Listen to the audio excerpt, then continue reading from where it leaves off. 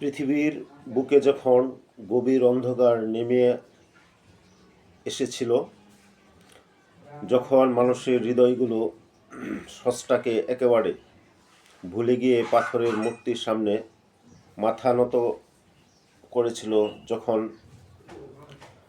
অহংকার, শিরক আর অন্যায়ে ঢেউয়ে সত্যের আলো প্রায় নিভু নিভু হয়ে আসছিল, ঠিক সেই ভয়ঙ্কর সময়ে আল্লাহ তাআলা তার অসীম দয়া ও রহমত পাঠিয়ে দিয়েছিলেন এক মহান রাসূলের মাধ্যমে। ওনার নাম হযরত নূহ আলাইহিস সালাম। পবিত্র কোরআন মজিদে তার এই পুরো জীবন কাহিনী এত সুন্দর, এত হৃদয়স্পর্শী, এত গভীর শিক্ষায় ভরপুর করে বর্ণনা করা হয়েছে যে প্রতিটি আয়াত পড়লে বা শুনলে মনের ভিতরে এক অদ্ভুত কম্পন সৃষ্টি হয়। এটি শুধু একজন নবীর ঘটনাই না, এটি আল্লাহর ন্যায় বিচারের গল্প, মানুষের অহংকারের ভয়াবহ পরিণতির গল্প এবং ইমানের অটুট শক্তির চিরকালীন জয়গান। আজ আমরা কোরআনের ভাষায়, কোরআনেরই আয়াতে খুব সহজ, খুব মধুর, খুব সাবলীল ও গভীরভাবে এই অমর ঘটনা শুনব। কোরআনের বিভিন্ন সূরায়, বিশেষ করে সূরা নূহ, সূরা হুদ, সূরা মুমিনুন এবং সূরা আল আরাফ নূহ আলাইহিস সালামের দাওয়াত, ধৈর্য এবং মহাপ্লাবনের ঘটনা বিস্তারিতভাবে এসেছে। এখন কোরআনের আলোকে নূহ আলাইহিস সালামের জীবন এবং সংগ্রামের কথা সংক্ষেপে বলব। নূহ আলাইহিস সালামের দাওয়াত, উনি 950 বছর বছরের এক অসাধারণ অক্লান্ত যাত্রা আল্লাহ তাআলা নূহ আলাইহিস সালামকে তার জাতির কাছে রাসূল হিসাবে পাঠালেন। তিনি তাদের কাছে গিয়ে শুধু খুব নরম, খুব স্নেহময় কণ্ঠে, খুব আন্তরিকভাবে বলতে শুরু করলেন, হে আমার জাতি, আল্লাহর ইবাদত করো, তিনি ছাড়া তোমাদের কোনো উপাস্য নেই। আমি তোমাদের জন্য এক মহাভয়ঙ্কর দিনের শাস্তির আশঙ্কা করছি।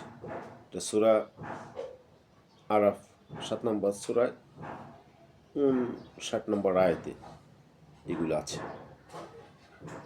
দিনের উজ্জ্বল আলোয়, রাতের নিস্তব্ধ অন্ধকারে, একা একা, দলে দলে, গোপনে বা প্রকাশ্যে, তিনি সবার কাছে, সব জায়গায় এই একই সুন্দর বাণী পৌঁছে দিতে থাকলেন। তিনি বলতেন, হে আমার সম্প্রদায়, তোমরা তোমাদের রবকে ভয় করো, তার কোনো শরিক নেই, আমি তোমাদের জন্য যথেষ্ট সতর্ককারী। আমি তোমাদের কাছে কোনো ধন সম্পদ, কোনো পারিশ্রমিক চাই না, আমার পারিশ্রমিক শুধু আল্লাহর কাছে, আমি শুধু তোমাদের কল্যাণ চাই। পবিত্র কোরআন সাক্ষ্য দিয়ে বলে যে তিনি তার জাতির মধ্যে 1000 বছর কম 50 বছর অর্থাৎ 950 বছর ধরে দাওয়াত দিয়ে গেছেন। 950 বছর বয়স, অতঃপর প্লাবন তাদের গ্রাস করে, কারণ তারা ছিল সীমালঙ্ঘনকারী। সূরা আনকাবুত 29 নম্বর সূরা 14 নম্বর আয়াতে আমরা এরকম পাই। কল্পনা করুন একজন মানুষ একাই দাঁড়িয়ে বারবার বারবার যুগের পর যুগ ধরে পুরো জাতিকে আল্লাহর দিকে ডেকেছেন।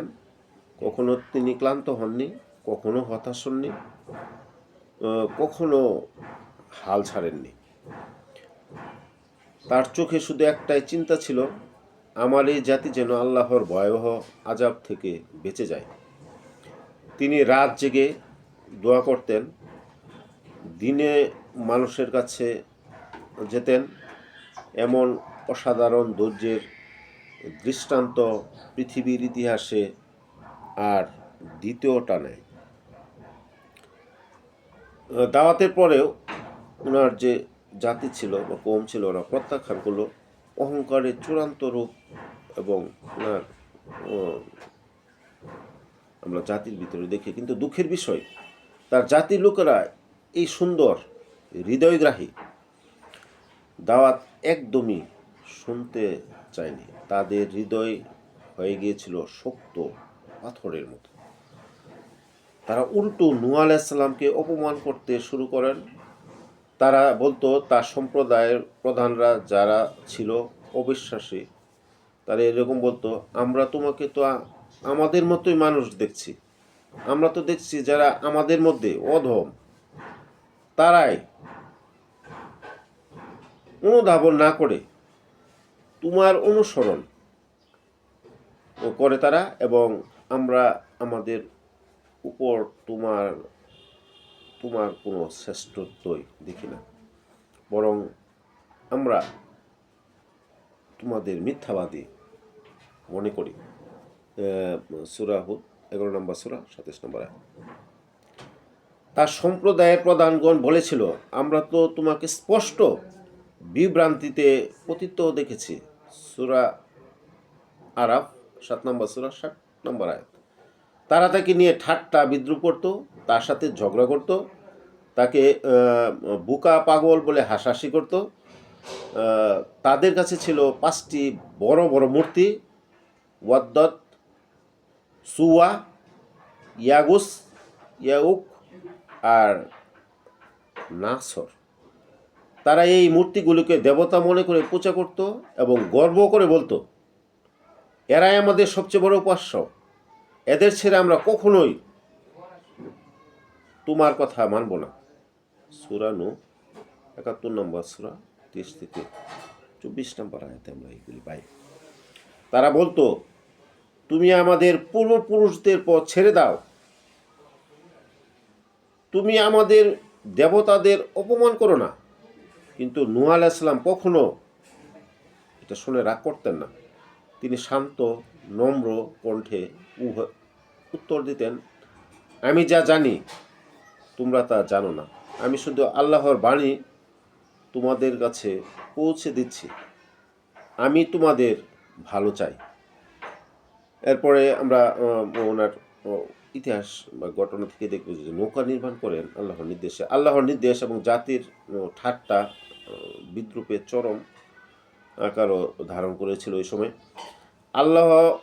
যখন আল্লাহ দেখলেন যে জাতির অধিকাংশ লোক ঈমান আনবে না এবং তাদের অহংকার আরও বেড়ে চলছে, তখন তিনি নূহ আলাইহিস সালামকে সরাসরি নির্দেশ দিলেন, তুমি আমার তত্ত্বাবধানে ও আমার প্রত্যাদেশ অনুযায়ী নৌকা নির্মাণ করো এবং যারা সীমালঙ্ঘন করেছে তাদের সম্পর্কে তুমি আমাকে কিছু বলো না, নিশ্চয়ই তারা নিমজ্জিত হবে। সূরা হুদ 11 নম্বর সূরা 37 নম্বর আয়াত। নূহ আলাইহিস সালাম আল্লাহর হুকুম মেনে নিজ হাতে কাঠের তক্তা কেটে পেরেক মেরে এক বিশাল নৌকা তৈরি করতে শুরু করলেন। কোরআন বলে এই নৌকা তৈরি হয়েছিল তক্তা এবং পেরেক দিয়ে। সূরা আল কামারে আমরা 54 নম্বর সূরা এটা পাই 13 নম্বর আয়াতে। তার জাতি লোকেরা এই দৃশ্য দেখে হাসতে হাসতে গড়াগড়ি খেত নৌকা যখন তৈরি করতো ওই সময়। তারা চিৎকার করে বলতো, হে নূহ, তুমি কি একেবারে পাগল হয়ে গেছ? মাটির উপর দাঁড়িয়ে নৌকো বানাচ্ছ, কোথায় পানি যে তুমি এতে চড়বে? এটা তো শুধু তোমার মিথ্যা কথারই প্রমাণ। নূহ আলাইহিস সালাম তাদের হাসি দেখে শান্তভাবে দৃঢ় কণ্ঠে বলতেন, যারা এখন এত জোরে হাসছে, একদিন তারাই খুব জোরে কাঁদবে। আমি যা দেখতে পাচ্ছি তোমরা তা দেখতে পাচ্ছ না। আল্লাহ যা জানেন তোমরা তা জানো না। মহাপ্লাবনের শুরু হয়েছিল, এরকম ঘটনা আমরা জানি সবাই, যে আকাশ এবং অবশেষে যখন আল্লাহর ভয়ঙ্কর হুকুম এসে গেল, আকাশের দরজা অর্থাৎ খুলে গেল, অর্থাৎ পানি আকাশ থেকে নেমে আসলো, প্রচণ্ড বৃষ্টি শুরু হলো। আকাশ যখন মনে হয় যে ভেঙে পড়তেছে, মাটি ফুঁড়ে উৎসারিত হলো প্রস্রবণ, পানি এত দ্রুত বাড়তে লাগলো যে চোখের পলকে ঘর বাড়ি, মাঠঘাট, গাছপালা, পাহাড় পর্বত সব কিছু ডুবে যেতে শুরু করলো।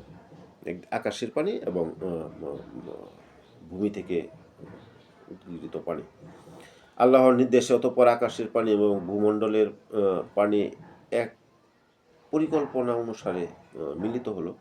সূরা কামার আমরা পাই 12 নম্বর আয়াত। আল্লাহ নূহ আলাইহিস সালামকে বলেন, প্রত্যেক প্রাণীর এক জোড়া করে, অর্থাৎ একটি নর ও একটি মাদি উঠায় লও, আর তোমার পরিবারকে তবে যাদের সম্পর্কে পূর্বে নির্দেশ দেওয়া হয়েছে তাদের ছাড়া, এবং যারা ঈমান এনেছে তাদেরকে। সূরা হুদ 11-40 নম্বর আয়াত। নৌকা ওঠার সময় নূহ আলাইহিস সালাম এর এক ছেলে বাইরে দাঁড়িয়ে ছিল। সেই ঈমান আনেনি। নূহ আলাইহিস সালাম বুক ফেটে চোখের পানি নিয়ে তাকে ডেকে বললেন, হে বৎস, আমাদের সাথে নৌকায় উঠে পড়ো, কাফিরদের সাথে থেকো না।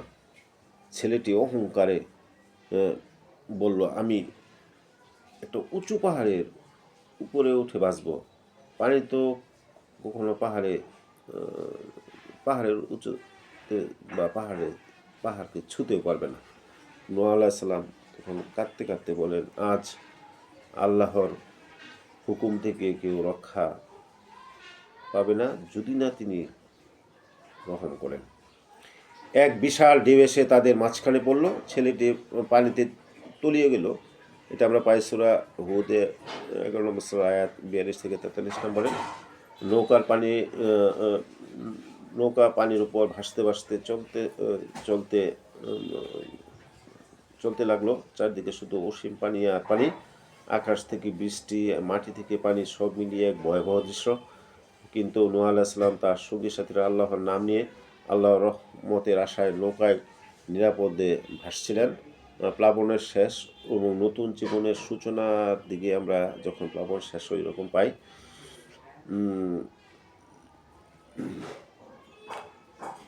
অনেক দিন বা অনেক মাস পর আল্লাহ বললেন, হে পৃথিবী, তোমার পানি গ্রহণ করো, হে আকাশ বৃষ্টি থামাও। পানি ধীরে ধীরে কমতে শুরু করলো, আর নৌকা এসে শান্তভাবে থেমে গেল যদি পাহাড়ের। এটা সূরা হুদ থেকে আমরা পাই 11 নম্বর সূরা, আয়াত হচ্ছে 44 নম্বর আয়াত। নূহ আলাইহিস সালাম এর অসাধারণ দোয়া এবং নূহ আলাইহিস সালাম আল্লাহর কাছে যে দোয়া করেছিলেন তা আজও কোরআনে আমাদের জন্য জীবন্ত রয়েছে। উনি এরকম দোয়া করেছেন, বা সূরা নূহ 71 নম্বর সূরা 28 নম্বর আয়াত থেকে আমরা এরকম পাই। বাংলা হচ্ছে যে, হে আমার রব, আমাকে আমার মা বাবাকে, যে মুমিন হওয়া অবস্থায় আমার পরিজনের অন্তর্ভুক্ত রহিয়াছে, এবং সকল মুমিন পুরুষ ও নারীকে ক্ষমা করুন, আর ওই অনাচারীদের ধ্বংস হওয়াকে আরও বর্ধিত করিয়ে দেন। কোরআনে নূহ আলাইহিস সালামের সন্তানদের বিষয়ে আসলে কি বলে এখন লক্ষ্য করি। পবিত্র কোরআন মজিদে নূহ আলাইহিস সালামের সন্তানদের বিষয়ে খুব স্পষ্ট এবং সংক্ষিপ্ত বর্ণনা এসেছে সূরা হুদের ৪২ থেকে ৪৬ নম্বর আয়াতে আল্লাহ বলেন, নূহ আলাইহিস সালাম এর এক ছেলে নৌকায় উঠতে অস্বীকার করেছিল। সে বলেছিল, আমি একটা উঁচু পাহাড়ে উঠে বাঁচব। নূহ আলাইহিস সালাম তাকে বারবার ডেকেছিলেন, কিন্তু সে ঈমান আনেনি এবং এক বিশাল ঢেউয়ের ডুবে গিয়েছিল। কোরআনে এই ছেলেকে কোরআনে এই ছেলেকে তার ছেলে বলে সম্বোধন করেছে, কিন্তু কোনো নাম উল্লেখ করেনি। কোরআন কয়েকজন ছেলে ছিল বা অন্য ছেলেরা কি করত এ বিষয়ে কোনো বিস্তারিত তথ্য দেয়নি। শুধু এতটুকুই বলা হয়েছে যে যারা ঈমান এনেছিল তারা নৌকায় উঠেছিল এবং বেঁচে গিয়েছিল। কোরআনের বাইরে যেসব নাম, যেমন শাম, হাম, ইয়াফিস বা কেনান, এই ধরনের নামগুলো শোনা যায় না। যেসব নাম শোনা যায় আর কি, এগুলো নাম সেগুলো কোরআনে সরাসরি নয়। তাই আমরা শুধু কোরআনের কথাই বলবো। নূহ আলাইহিস সালাম এর এক ছেলে ঈমান না এনে ডুবে গিয়েছিল। বাকিরা যারা ঈমান এনেছিল তারা নৌকায় উঠে বেঁচে গিয়েছিল। প্লাবনের পর জাতির বসতি হয়েছিল এরকম।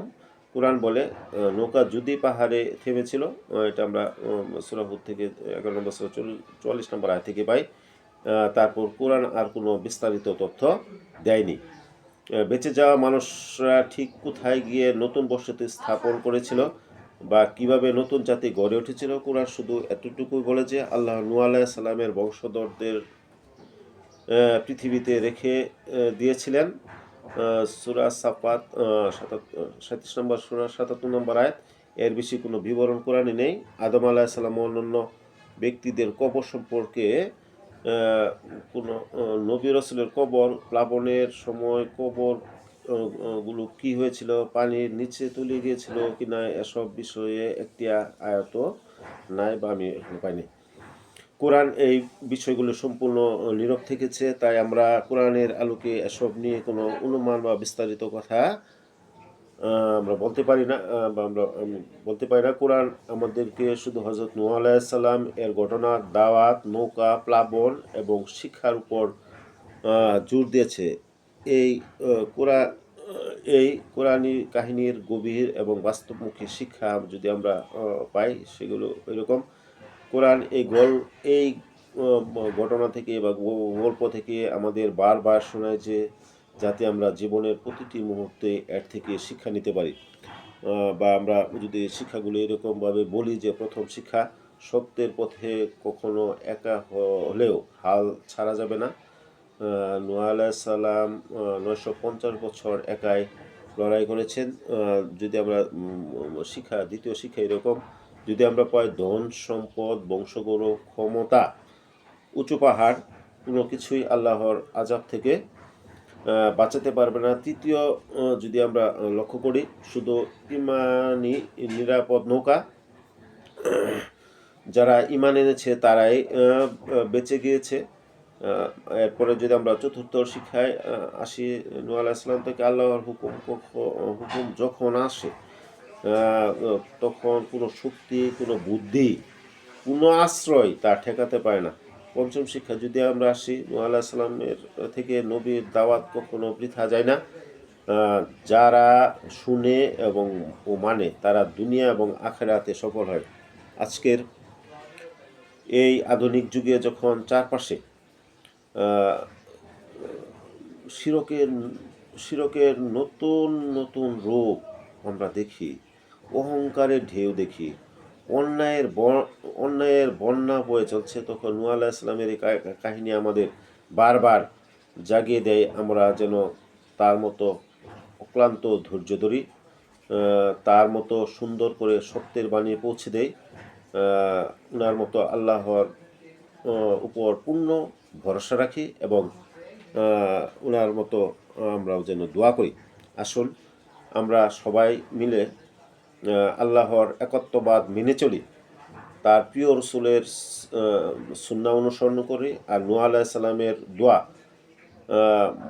মনে রেখে আন্তরিকভাবে বলি, হে আল্লাহ, আমাদের সবাইকে ক্ষমা করো, আমাদেরকে তোমার রহমতের ছায়ায় রাখো,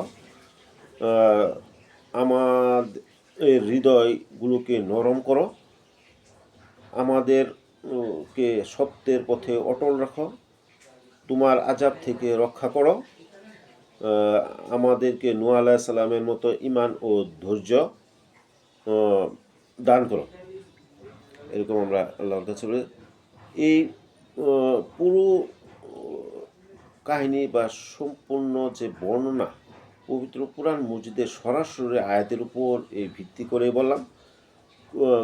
কোনো বাইরের গ্রন্থ বা ইসরায়েলিয়াত কোনো বা অন্য কোনো তথ্য এই কথা বলার সময় যোগ করি নাই।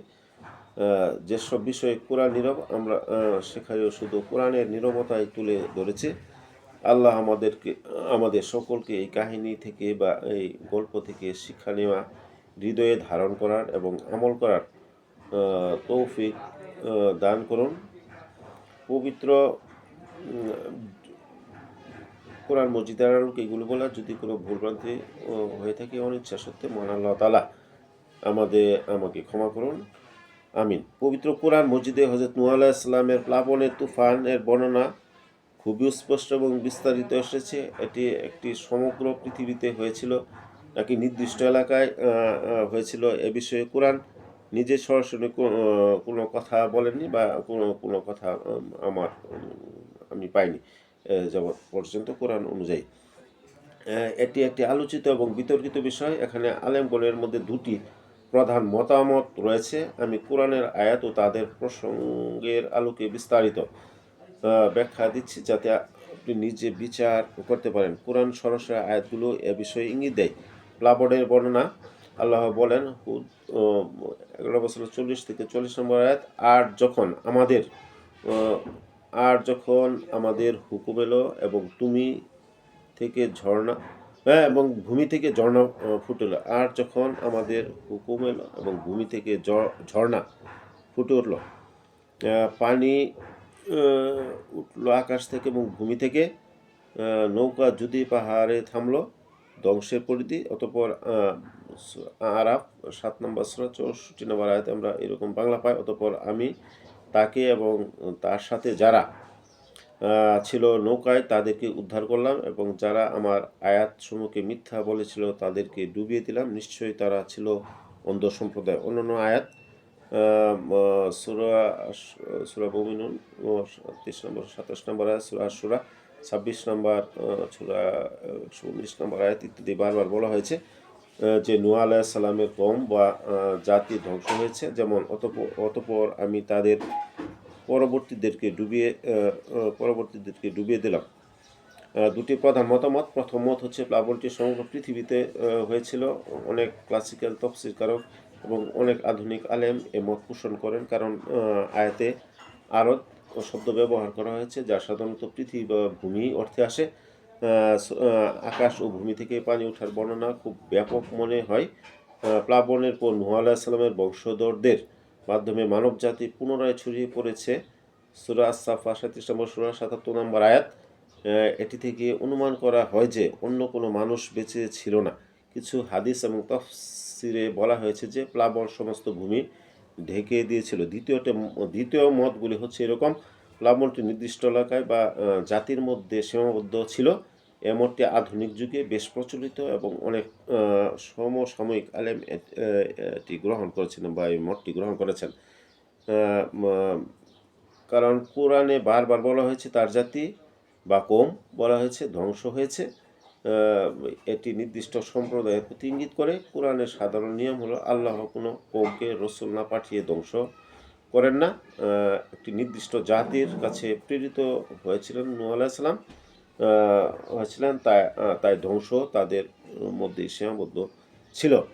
আরব শব্দটি কোরআনের প্রায় ভূমি বা এলাকা অর্থে ব্যবহার করা হয়েছে, সমগ্র গ্রহ নয়, এরকমই বর্ণনা করা যায়। প্লাবনের পরে মানুষের অস্তিত্ব অব্যাহত ছিল বলে ইঙ্গিত আছে এবং বিজ্ঞানীরাও প্রমাণ করেন কোনো বিশ্বব্যাপী প্লাবনের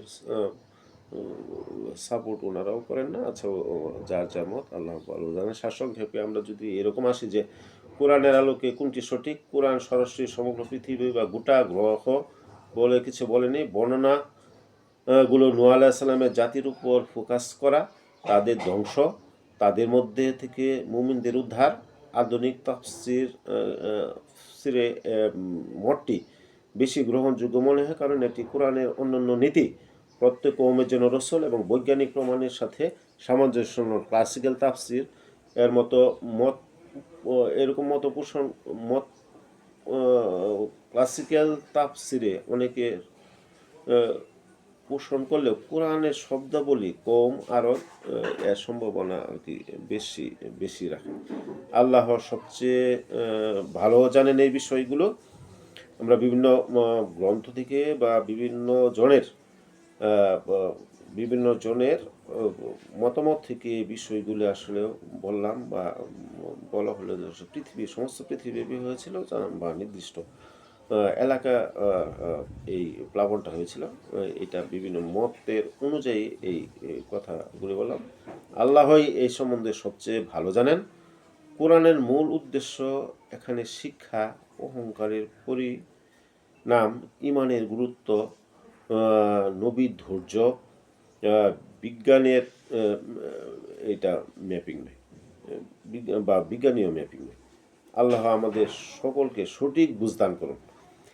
বিজ্ঞান প্রমাণ করুক বা না করুক, অন্য মানুষের মতামত হোক বা না হোক, একমাত্র আল্লাহ যেটা সবচেয়ে ভালো জানেন কি অবস্থা হয়েছিল এবং সম্পূর্ণ পৃথিবীব্যাপী হয়েছিল না নির্দিষ্ট অঞ্চলব্যাপী হয়েছিল। আল্লাহ আমাদের সকলকে সঠিক বুঝদান করুন। নূহ আলাইহিস সালাম সম্পর্কে আজ এ পর্যন্ত।